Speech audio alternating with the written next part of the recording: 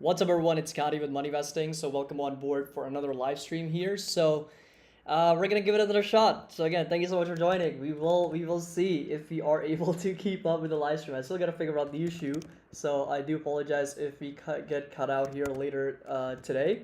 But we're gonna try to do this. We're gonna try to do our best to see if the live stream works. So again, thank you so much for joining. I really appreciate it, and we do have the markets going higher right now, and there was a lot of news. We got about less than 3 minutes, 4 minutes left for the markets to open, so I'm a little bit late because I was doing some videos on DocuSign. I did some videos on option plays as well. So let's just quickly go over some individual companies as well. So we got the S&P right now up a little bit over 71 basis points. We got the QQQs up over 1%. However, they have been pulling back here pre-market.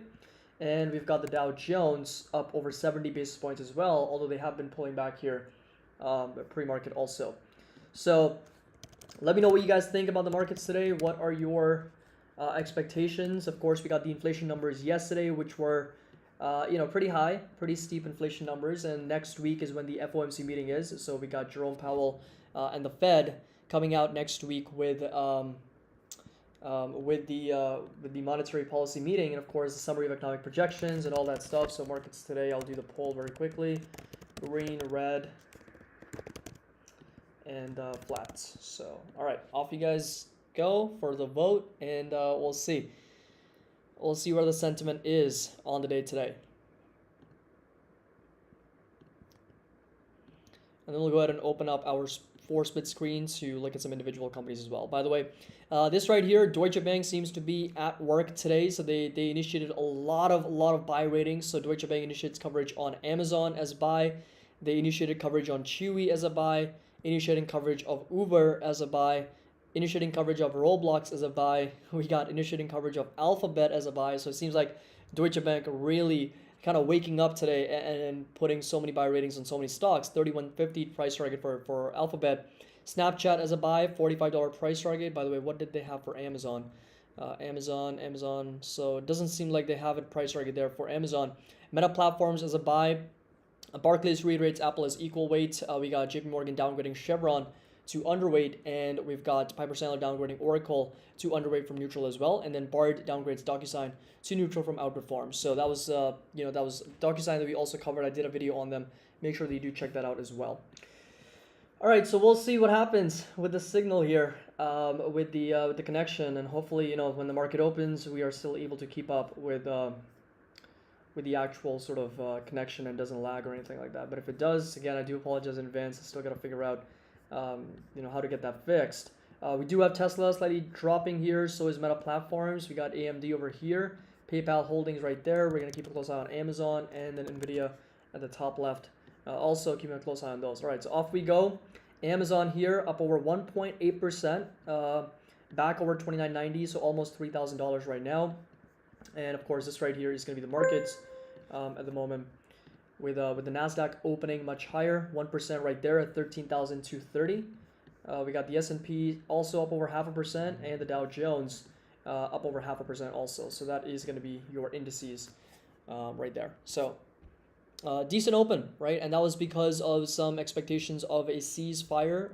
So Dow futures jumped 300 points on hope there will be progress in Russia-Ukraine ceasefire talks, and Russia's Putin hints to progress in Ukraine talks, and Moscow widens attacks to new cities. So, it's a very, very sort of ugly situation right now with what's going on in Russia and Ukraine. And this has obviously started February 24th. It's been well over 2 to 3 weeks since we have seen this kind of play out, and we've gotten developments and updates every single day.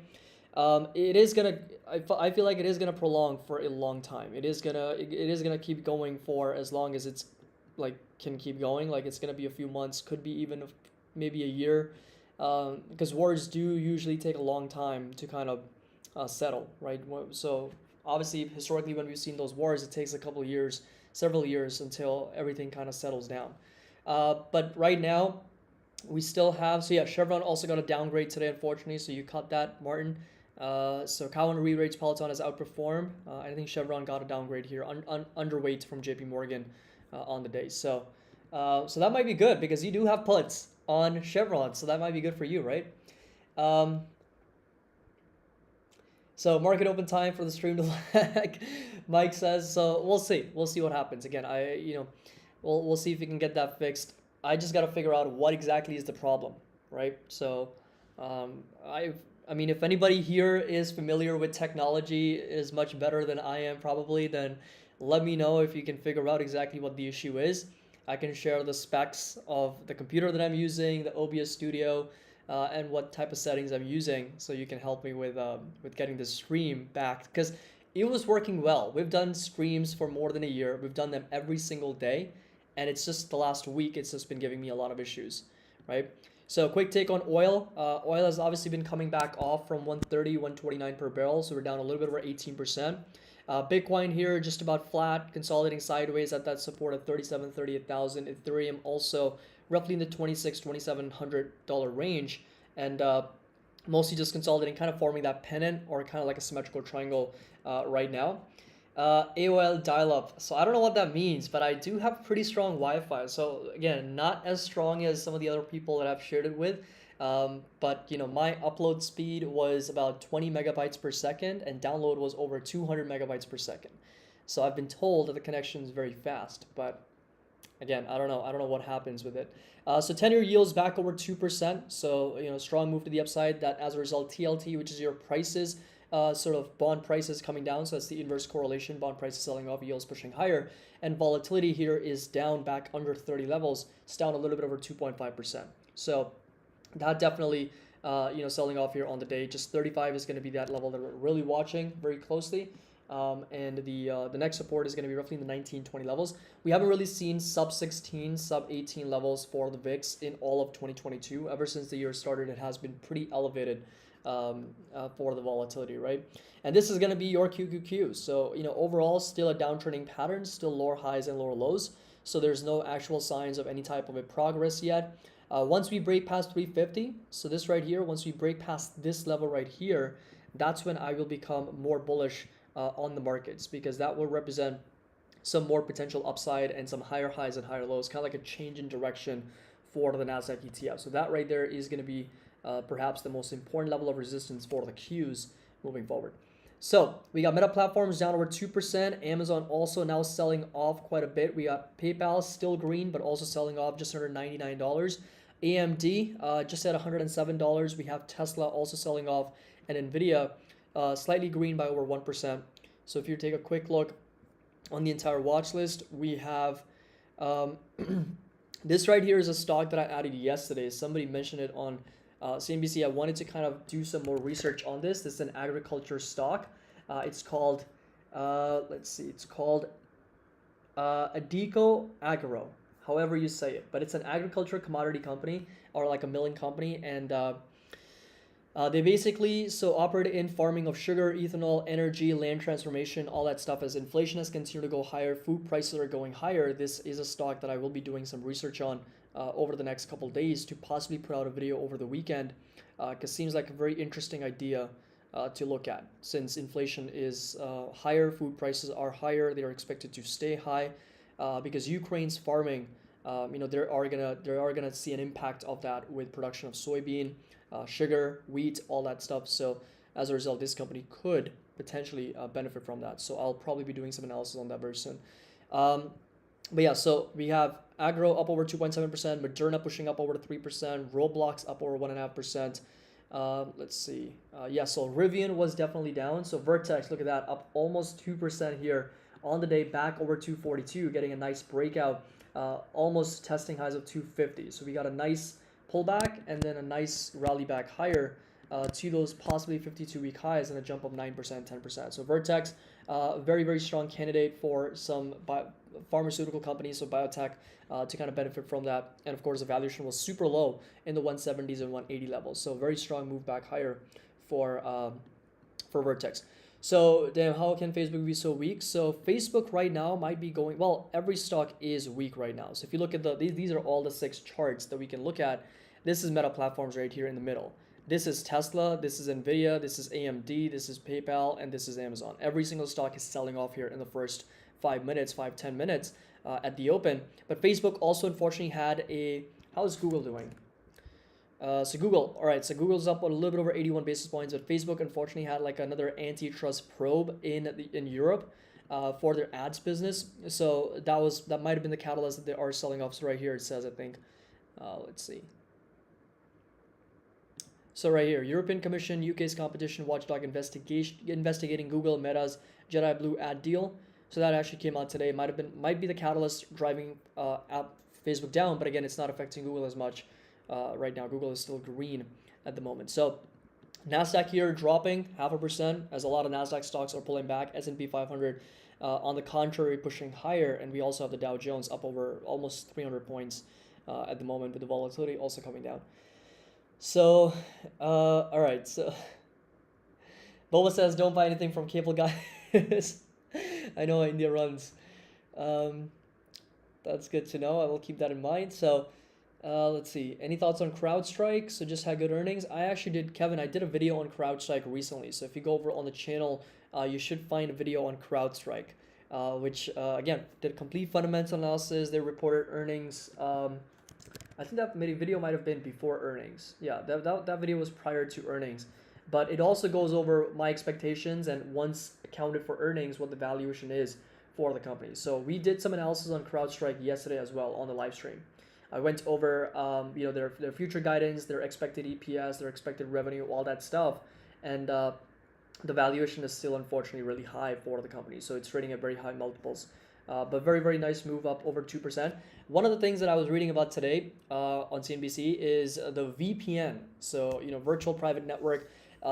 Lots of people, over 6 million downloads in Russia for VPN companies, right? So because, they're trying to kind of mask their identity and kind of like battle through those surveillance issues in Russia and kind of access the internet.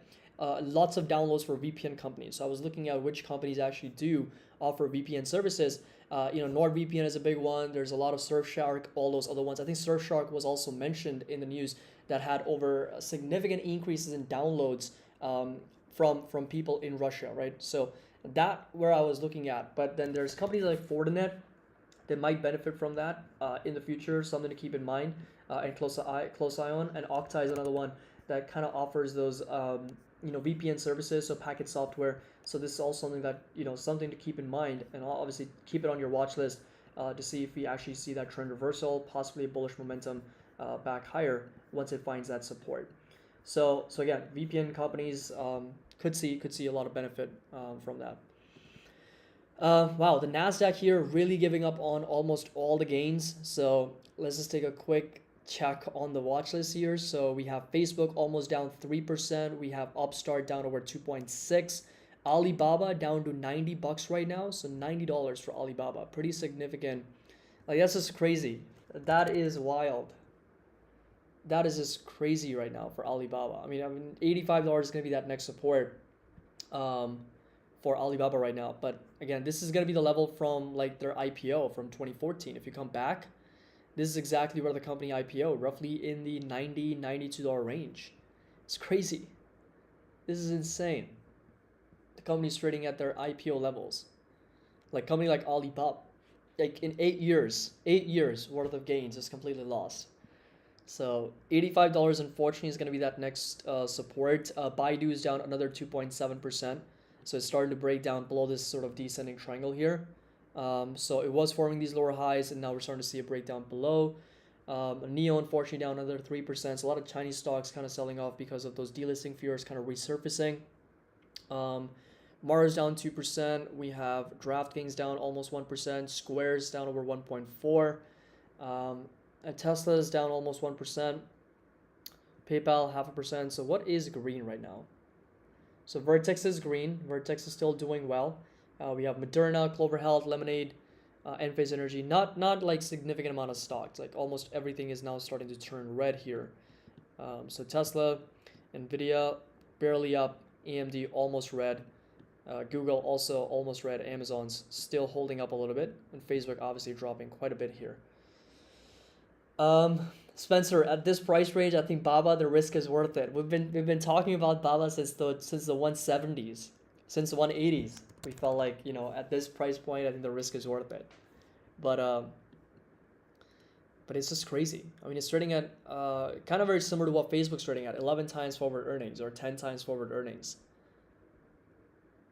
Insane, like absolutely incredible. Walgreens is slightly green, up just over 1% right now. So pushing back higher over $48 at the moment. So share dilution for Alibaba, that's a great question. Not a whole lot. I don't think they have done a lot of share dilution. If you come over to their statistics, you'll notice actually they've gone from 2.5 billion shares to over 2.7 billion. So if you do the math, 2.7 divided by 2.5, we're looking at about 8% dilution. That's really not that much, right? So yeah, I mean 8%, 10% is really not that bad. So Adobe, we've actually done, so Martin, what's the risk about Baba delisting? So I did a video on Chinese stocks yesterday where a lot of them actually sold off. Yesterday, was the worst day for the HXC, that's your Golden Dragon China Index, down over 10% yesterday. It will open here very soon, but this index was down because there were 5 companies that were risking any type of delisting because of their non-compliance with the Public Company Oversight Accounting Board, like PCAOB. That was the US SEC kind of put forth Holding Foreign Companies Accountable Act, and they were not complying with it, and they've got 2 to 3 years to comply. If they don't, they risk delisting, and that was kind of like spilling over to some of the other Chinese stocks, right? Which, by the way, Alibaba, as much research as I've done, they have been very compliant. So has been Baidu, so has been Tesla, Tencent, so has been JD.com and Neo, and all those companies have been compliant. So, but again, that was a lot of sort of like risk kind of spilling over to some of these companies. But Nasdaq here really selling off. It almost came down, filled that entire gap. I mean, it's just crazy. Came all the way back down to fill this entire gap, and now the buyers are stepping back in. So if you come over to QQQs here, very simple sort of price action here, just selling off. Pre-market, we saw a big rally, selling right back off, and now starting to push back higher from this previous resistance, acting as a support at roughly 332.30 levels. So that is going to be that support that we're watching right now at the moment. So what happened with Chinese stocks? Again, I did a video on them yesterday, so make sure that you do check out that video. Dan says, may consider buying Baba at 25. Maybe, that's brutal. $25. Can you imagine? Alibaba?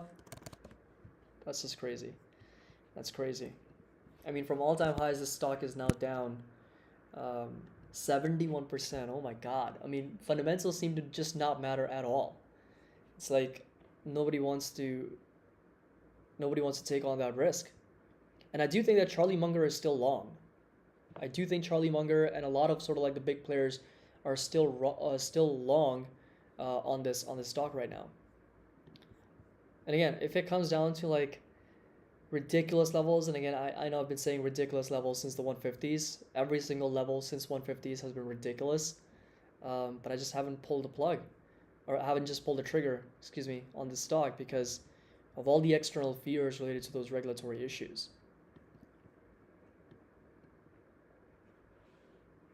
Yeah, Ray Dalio, and I think Ray Dalio is very bullish in China as well, and so is Munger.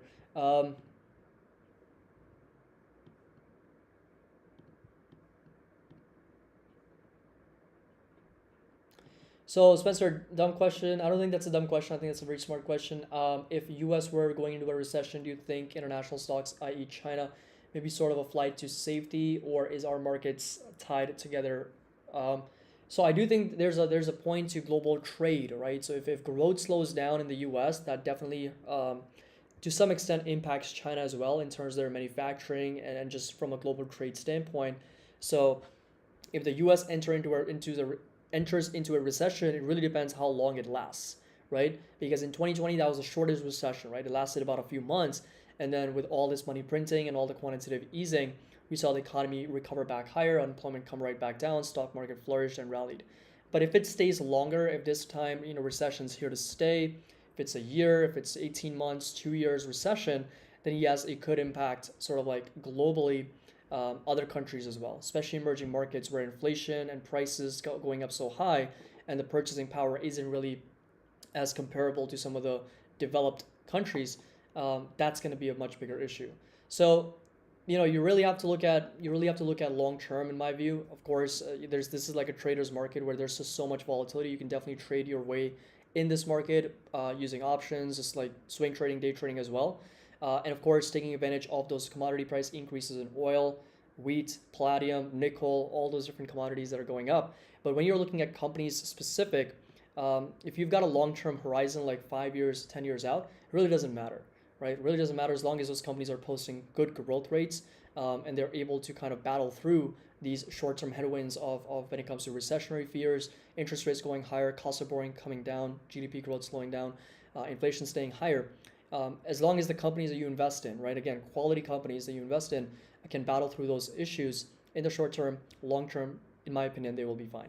So that really is or has been the game for a long time. It's not like we're going through these recession fears for the first time. It's not like interest rates are going up for the first time. We've been here several times. Of course, this time is a little bit different because the Fed is stuck in a position where the sort of like the negative catalysts keep coming up. First, we had the pandemic, and of course, then we had the supply chain issues, and inflation was a big problem. And now, to make things worse, we have the geopolitical tensions. So that is still an issue right now for the Fed. So Ranjit says, I would personally avoid Alibaba, sold at break even recently 100 because the sentiment elsewhere is hard to guess. Yeah, I mean, oftentimes the fundamentals don't matter at all. Sentiment can really take over, and you'll see many stocks sell off and keep selling off to ridiculous valuations because of the sentiment. And that's what the market is. I think I remember somebody mentioning this once, when good news makes the market go lower, that means the sentiment is really bearish. When the market goes higher, even on bad news, that means sentiment is really bullish, right? So a lot of those catalysts don't get priced in appropriately, right? Even if the market's super bullish, if we are in an uptrend, if we are making higher highs and higher lows, we're trading above all our moving averages, right? And you give the markets a very bad catalyst or a bad news, chances are higher probability it's going to still go higher. But in a market like this one, where the overall pattern is just really, really sort of downtrending, it's making lower highs and lower lows, any type of good news doesn't really matter because it's just, the pattern is not in our favor, right? The sentiment is really bearish, and it keeps making lower highs and lower lows. That's why I wanted to make that distinction that yes, you can see these rallies in the short term. You can still see this rally 8%. You can still see the Nasdaq here 9%. You can still see a couple really, really green days, but you have to still understand the overall pattern and how are we trading in terms of, on the daily context, which is still lower highs and lower lows, which is still kind of like a downtrending pattern, which shows a lot of weakness and shows that bears are in full control, right? We can't ignore the fact that the markets are super weak. So let's just see. Let's take a look at the markets here, and we'll take a look at some individual companies as well. So we had a gap fill. Now we're starting to see some buyers step in here. Again, that's going to be that support for the Qs at 332. So that's going to be the level to watch from the 5-minute chart. Just consolidating sideways at those levels. What do you guys think? Are we going to see a breakdown further, or are we going to see a recovery back higher from these levels? Our side definitely oversold right now in the 5-minute, and we are starting to see some buyers step in. But let me know what you guys think, and we'll take a look at relative charts in the meantime. All right, so let's see.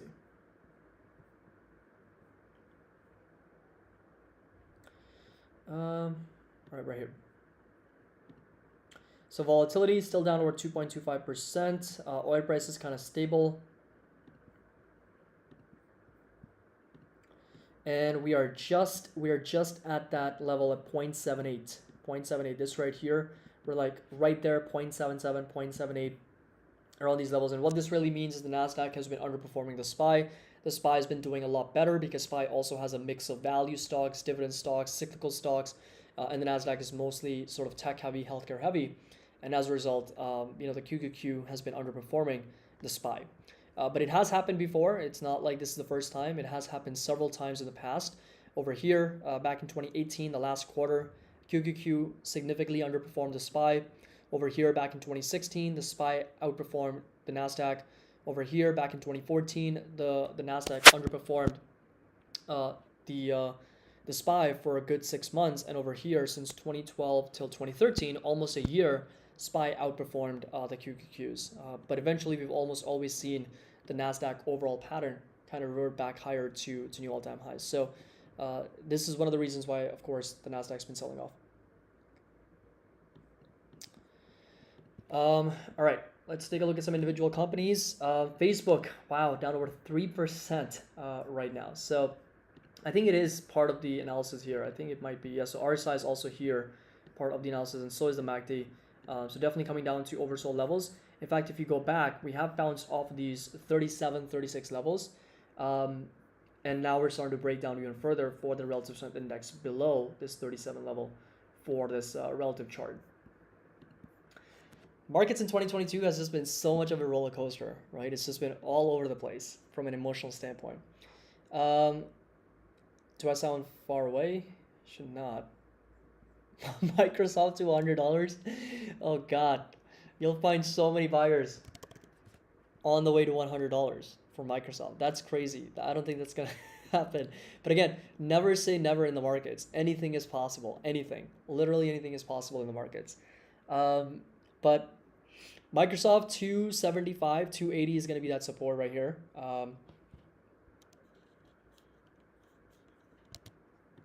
So again, 275 is going to be that support level to keep in mind for Microsoft.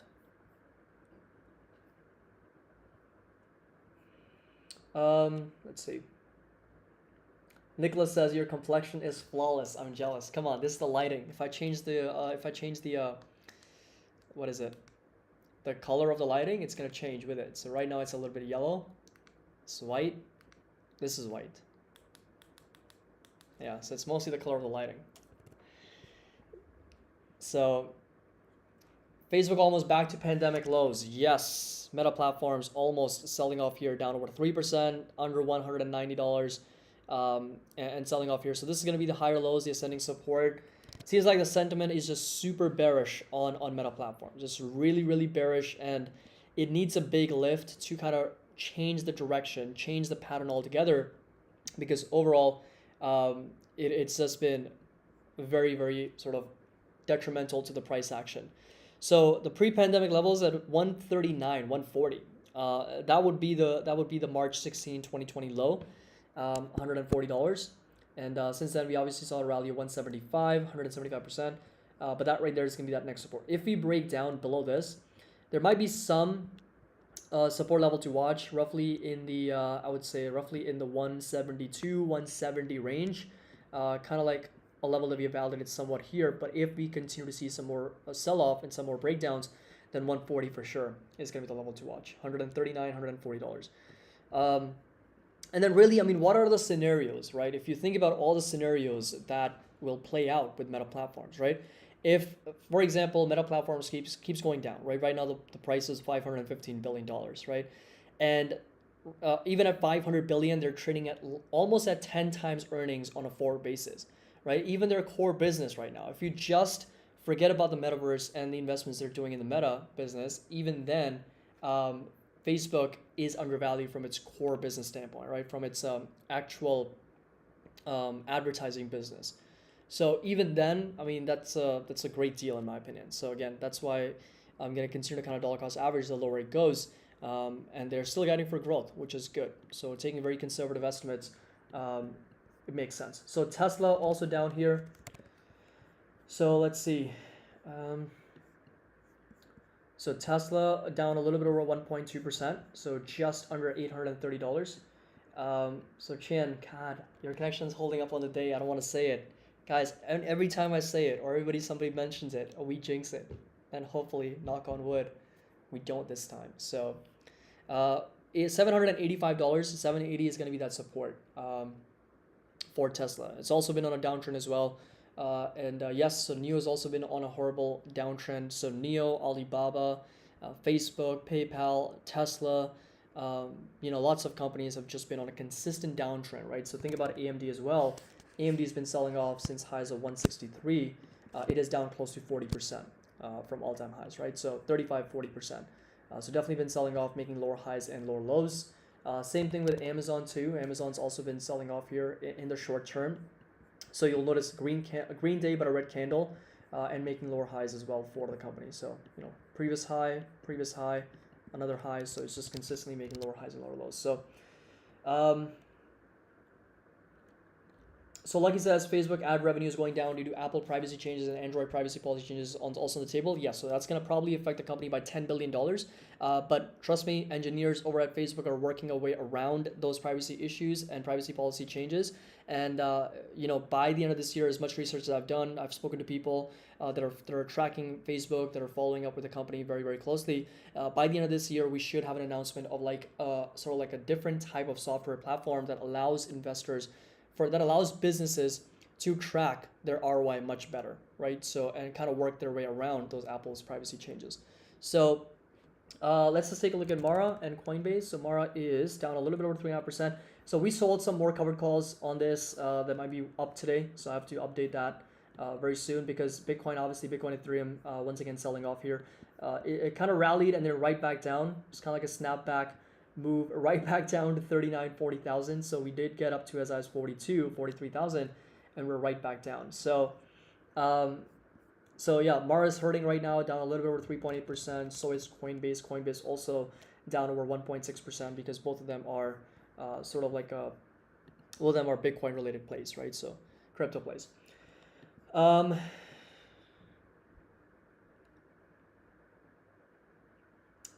So all right, let's just see.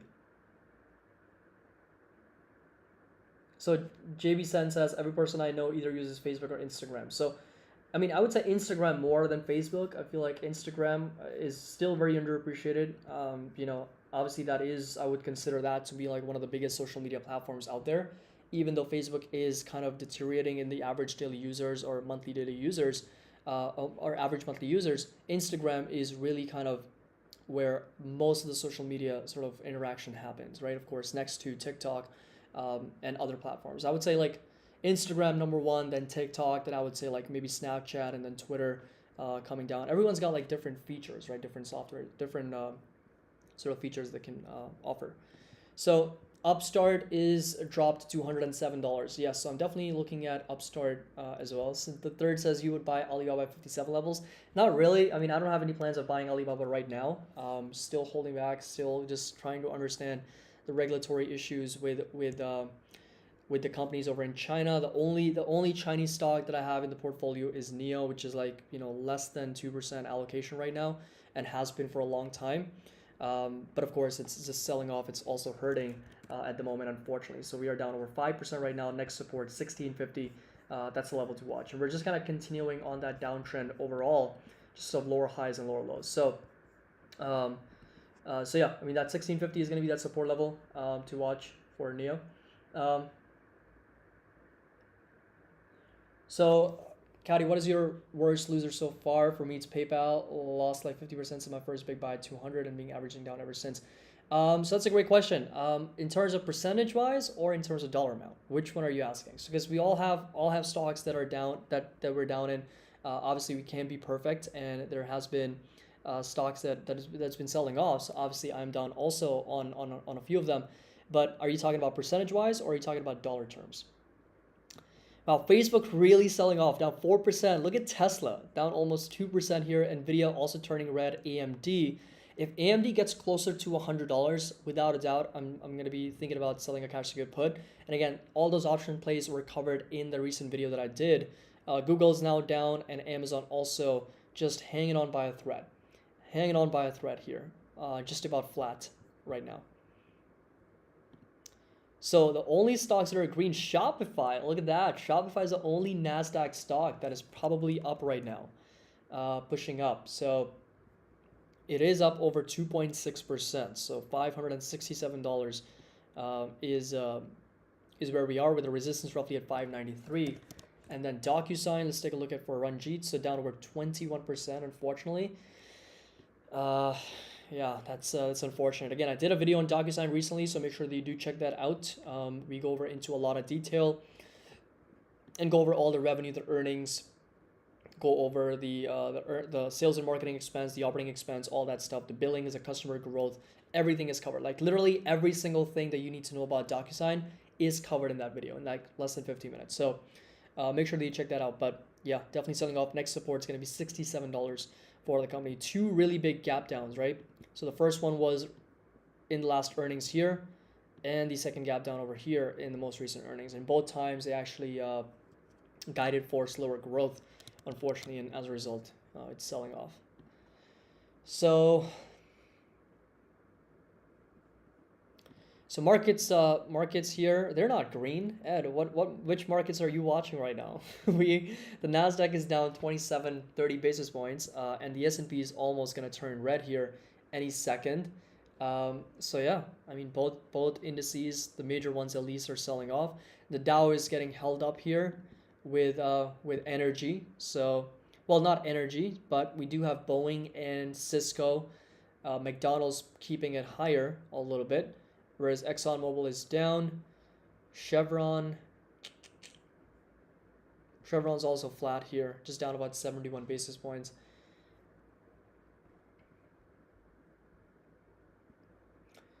All right, so let's see.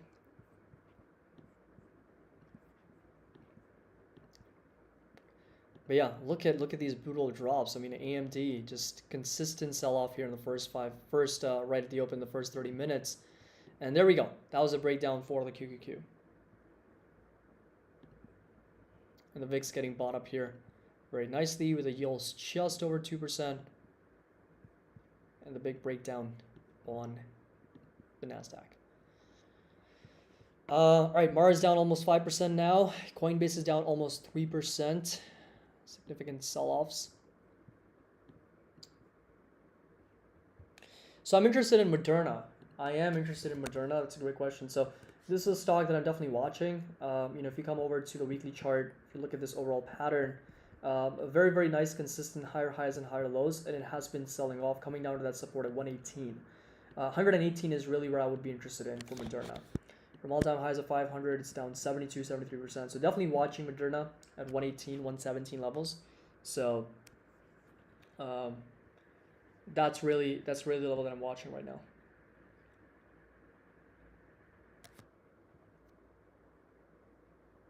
Yes, Lucky, that's a great point. I think I agree that Facebook, most of the revenue comes in from Facebook because of the buying power and stuff.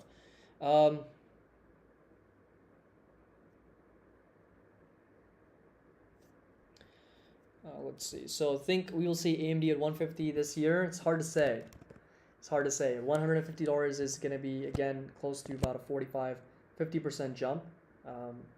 50% rally from here, and it's a tough environment. It's a tough environment for stocks to especially about growth and higher multiple stocks and just growth, communication services, healthcare.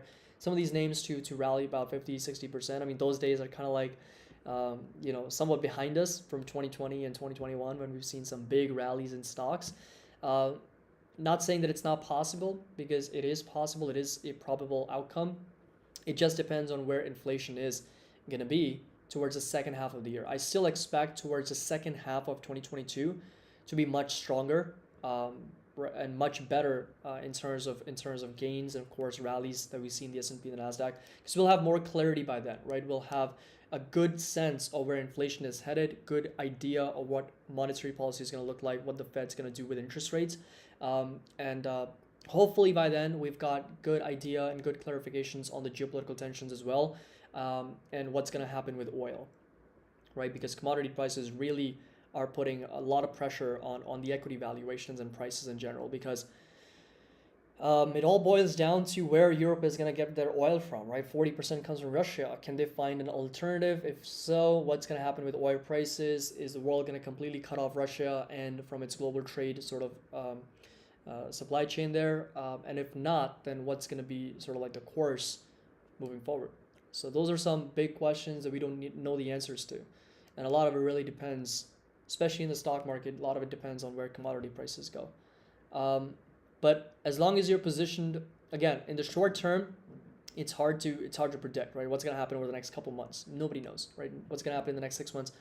I can hardly tell you that. But if you're positioned for the next 5 years or 7 years, then you want to continue to see and look for deals, right? Look for dollar cost averaging opportunities um, for companies that are continuing to kind of trade at lower multiples, that are selling off, and you can dollar cost average down on them.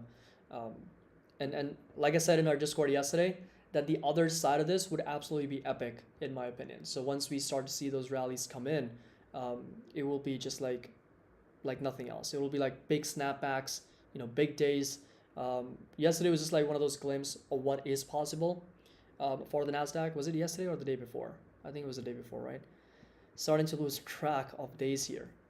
But when you see days like March 9th, when the Nasdaq was up over 3.6%, and days like over here when 1.5% move, or over here 3.36%, those are lots of buyers stepping in. It's just we're doing this in a downtrending pattern. So patience is what matters in this market. Patience and your mental sort of logical thinking, and keeping your sort of mental peace, right, in this market, and just being able to logically think what's going on in the markets. Staying out of leverage, not being able to not borrowing too much money to kind of trade or invest in stocks, keeping your leverage to as low as possible, and of course focusing on quality companies that you can dollar cost average into for the long term.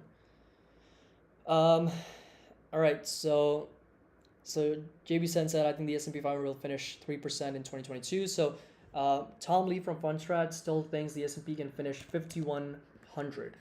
That's his target, and 5,100 is going to put us with a rally of close to over 19% from here. And from December 31st, that's going to put us roughly over 6% on the year, a little bit higher.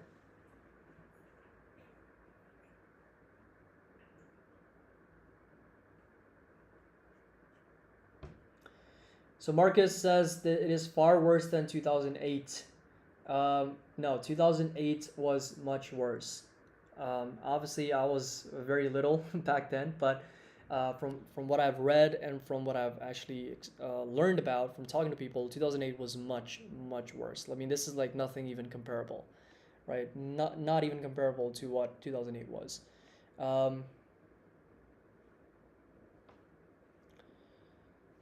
So do I agree with Lee? I do think they're back half of this year, we are going to see a bullish momentum. We are going to see some rallies here, but just considering right now the S&P 500 is trading at its cheapest level in 2 years, right? And actually 3 years. In 2019, it was trading at 18 times PE. Right now, it's trading at 16, almost 17 times PE. So on relative terms, S&P 500 is cheaper today than it was 3 years ago in 2019, right? Based on earnings. So I do think that there's significant opportunity here. The downside has really been capped. Of course, it can go much, much lower. There's always a possibility for that. But at these levels, in my view, it's just straight up a question of how much do you want to dollar cost average down and how frequently you want to do it. It's not a question of if you should be dollar cost averaging. It's just about how much and how frequently, right? So, wow, the connection's going pretty good today. So we are doing well. I don't know what I changed in the settings, but so far so good. Knock on wood. So VIX is back over 30 here. So now in the green, up over 36 basis points, and the Nasdaq continues to sell off, down about 40 basis points. We have the S&P down 6 basis points, and Dow Jones the only one that's like keeping up right now. So Zian, what happened to your volume? So I feel like my volume's fine, right? Everybody can hear me fine. Should be okay. Should not really be a problem.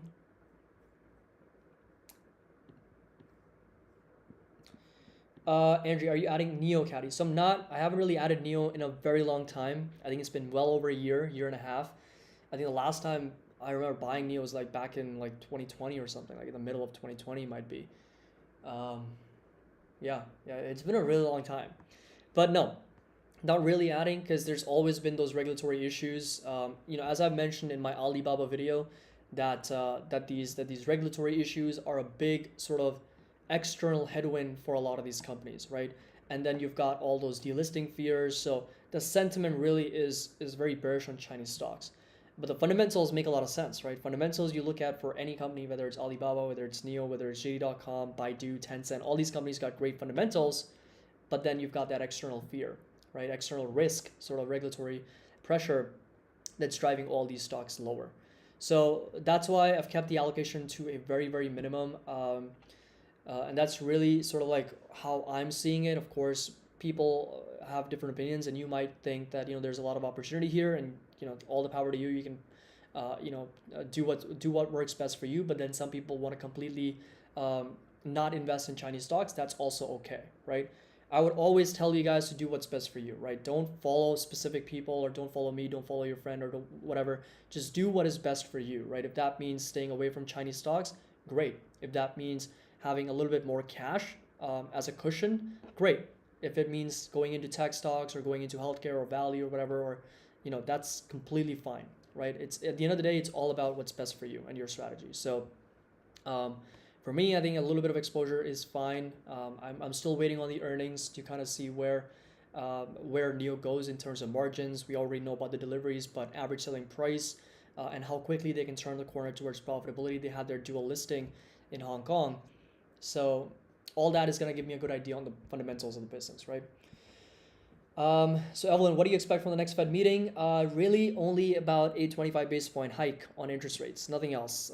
Again, I mentioned in my yesterday's video that I will be a little bit frustrated if they only raise rates by 25 basis points, because that's not going to do anything. That's not going to move the needle at all on 8% inflation. Like seriously, think about it. 8% inflation and a 25 basis point hike is not going to do anything to actual monetary policy or tightening cycle, right? We need to raise rates more, and we need to do them a little bit more aggressively. That's why I mentioned in the Discord the UK, the central bank in the UK is a little bit further ahead of the curve with raising rates, because they're already at 0.5%, versus the European Central Bank said yesterday that they're not raising rates, they're keeping it at 0%, and the Fed is moving rather slowly, in my opinion, to raise rates, right? And all the fear is kind of stemming in from a potential recession, which the probability for a recession is already high. Like we're already to a point where a recession at some point is going to become inevitable. So what are you trying to avoid by not raising rates? What are we trying to avoid? The markets are down, the recession probability is high. What are we waiting for, right? That's kind of like what I'm thinking, because again, it's like, it's time. Do it, So 50 basis points, I think that's a little bit unlikely considering what the Fed and Jerome Powell's already mentioned. So 25 basis points has to be the number. I would be beyond shocked if they do nothing, and if they don't raise rates at all. That would be like something completely out of the blue. But 25 basis points is the expected number, but still a little bit disappointing. But 50 basis points is something that I would prefer personally for them to go with.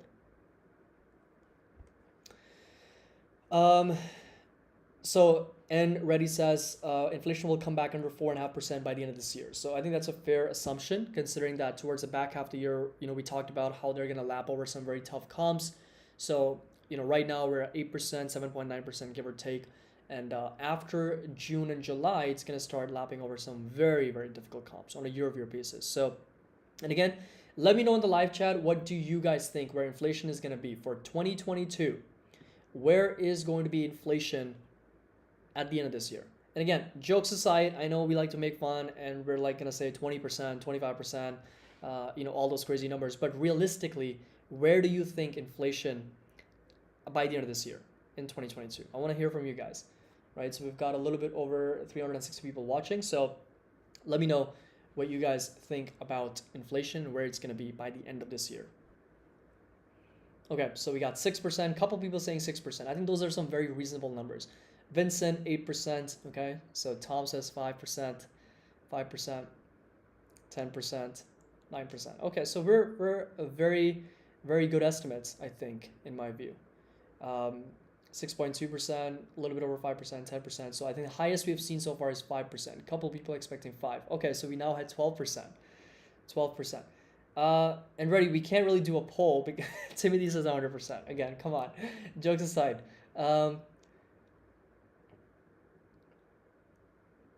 by the end of this year. I mean by the end of this year, not the peak, but by the end of this year. Where are we gonna end 2022, right? So that's the number. Like we ended up at 6% at the end of 2021. And of course, Peter Schiff expects inflation in 2022 to be much higher than 2021. Um, and he even says the real inflation, right? If you counted the traditional way, it's actually at 15%, not at 7 or 8% the Fed wants you to believe. So very interesting there. But yeah, so lots of people expecting in the range of 6 to 7%, a couple of 10%ers there, a couple of 12. So should be interesting. Should be interesting where we end up.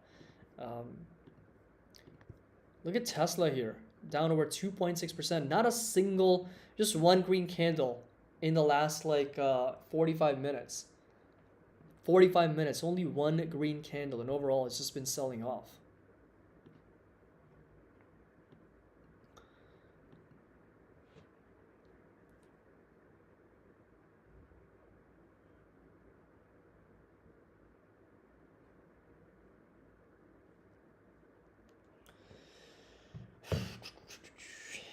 So HXC, let's take a quick look.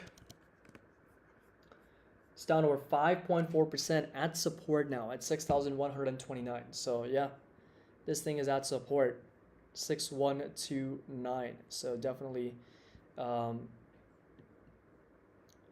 selling off even more, 5.5%. So the 10% drop that we saw yesterday was its biggest drop in over 14 years. Can you believe that? Biggest single day drop in over 14 years. The last time we actually saw that was back in 2008. 2008 for this Chinese index. Crazy, crazy volatility here. Let's take a look at Palantir. Down a little bit over 3.5%, so getting rejected at 12 bucks. Literally at $12. So this yellow line is at $12.01. The high for the day, $12.01. So we got tagged at that level and then started selling off. Right back down.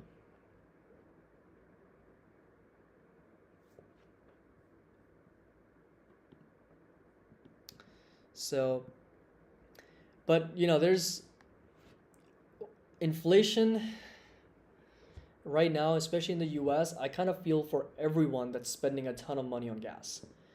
That's just so stupid. Like $6, $7. I mean, think about how much it is filling up an entire tank. That's like $60 to $70, right? If you've got a bigger tank, bigger vehicle, you're looking at, north of $100 per fill, right? For gasoline. That's crazy. If you do it like 3 times a week, well, not 3 times a week, 3 times a month or 4 times a month, you're looking at good $400 or $500 per month just on gas. Like that's insane. So Brendan says $120 a tank for me. That's crazy. Like I seriously, generally feel for you guys. Same prices. Elise says you can now take a break. The markets may move green. All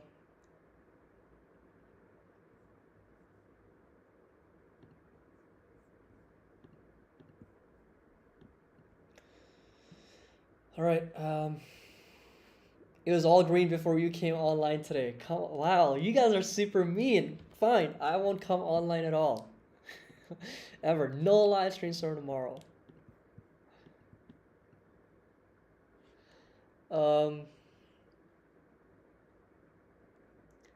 So still way cheaper than in example Germany. Americans were always privileged with gas.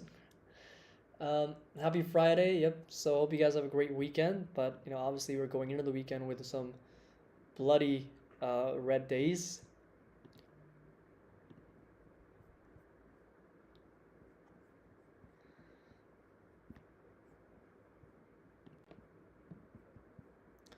So yeah, we're just selling right back off under 330 for the Qs.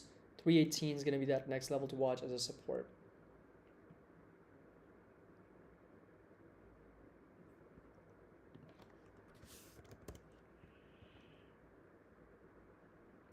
Brian, what do you think of Lily Caddy? What stock is that? Yeah, what is the ticker symbol for that? because all I'm seeing right now is some different markets. Oh, Lille, Lilly.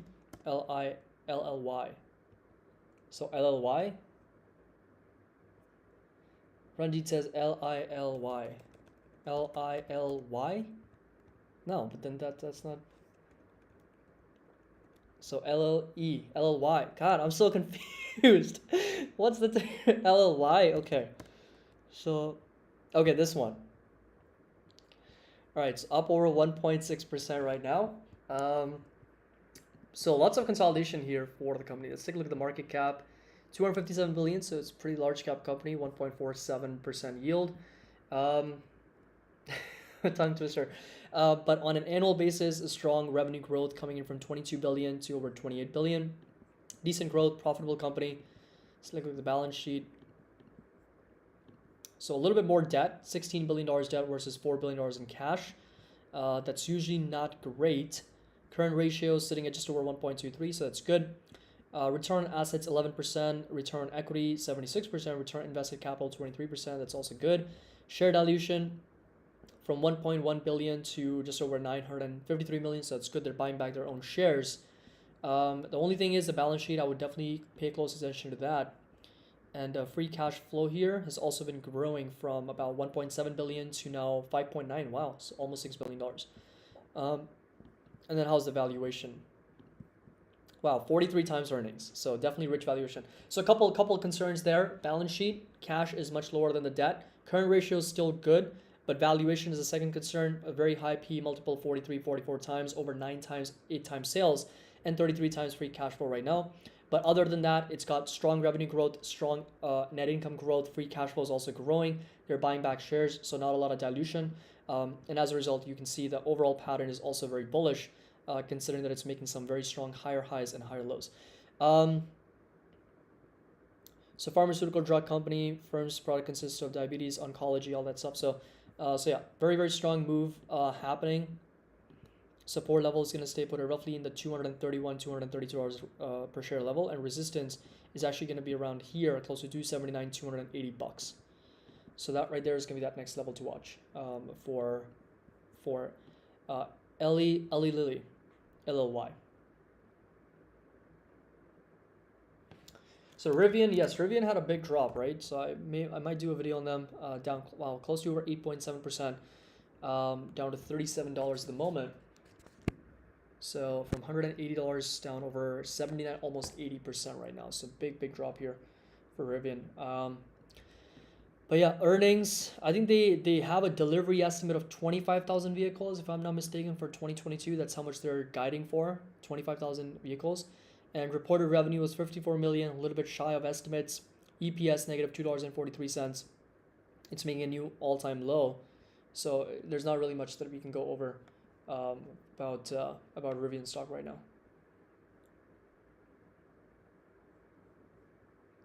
Yeah, today we had a good longer live stream because well, usually it's been much shorter, and we've had issues with the connection, and today I'm giving you guys a longer live stream because the connection is working well. So all right, Facebook had a decent bounce right back higher, almost at 190 again, but Tesla is still down 2.6. We have Nvidia down 32 basis points, AMD also selling off, and then Google and Amazon also just more or less flat here on the day. All right, guys, so I'm probably going to call it there. I am thinking about maybe selling some cash to good puts on some stocks that are down and red, closer to the strike price that I want to pick. But again, thank you so much for joining. I really appreciate you guys. So Ranjit says DocuSign again. What's happening? Let's see. So is he getting bought up? Yep, so it is getting bought up here a little bit. So we are seeing some buyers stepping in for DocuSign at the moment.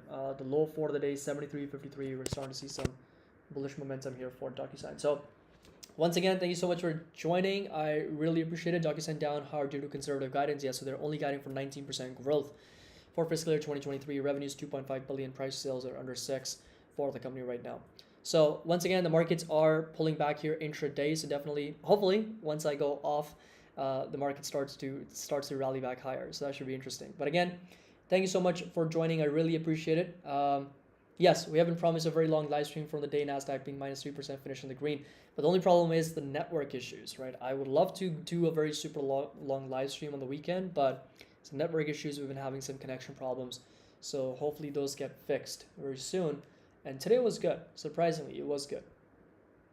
So again, thank you so much for joining. I appreciate it. Make sure that you drop a like. Hope you have a great, fantastic weekend. Enjoy the 2-day weekend. Of course, if you have any questions, feel free to kind of reach out on Discord, or look, the markets are already going up. And also make sure that you check out the Patreon link down in the description below if you want to join, and of course, be a part of our community and get access to all the benefits, including private videos, tutorials, and fundamental technical analysis, options portfolio, regular portfolio updates, and the buy and sell alerts as well. So again, thank you so much for joining. Really appreciate it. As always, happy investing. I'll see you guys in the